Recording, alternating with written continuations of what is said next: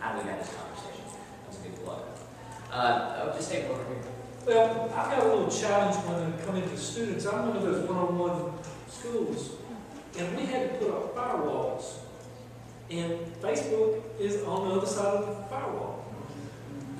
We have put in enough barriers that we really can't use these tools. How do I get around that? Good question. Good question. We had that question was raised yesterday. I think it begins with conversation. And I think it begins with conversation within your district and with other districts. Because there are districts who have taken down those boundaries and those barriers. Actually, this district is a great example of that. They have access to Twitter. They have access to Facebook. They have limited access for teachers to YouTube.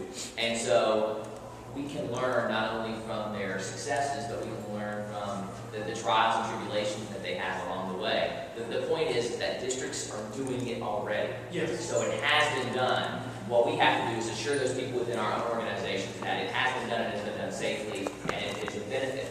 And so it's a matter of having that conversation, perhaps even having that conversation within this tool with our faculty and not our students. And sometimes those conversations might have to occur outside of the school. And they're difficult conversations, and what I can tell you is there's a difference between a firewall and a fire barrier, is what I would recommend, because it is, when we say that we have Facebook and Twitter, we do, but we don't, the children cannot go and sit down at the computer and log into Facebook.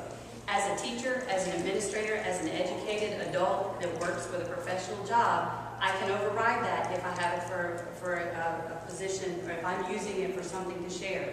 But what you probably don't have protection over, or you can't control, is what they're doing with their phones. So what you need to be able to do is explain the ways it's used and not used, because you've got kids tweeting in Facebook and in their pocket without even looking at it. It's the most amazing things. They got their hand in their book bag and they're tweeting without even looking at the keyboard.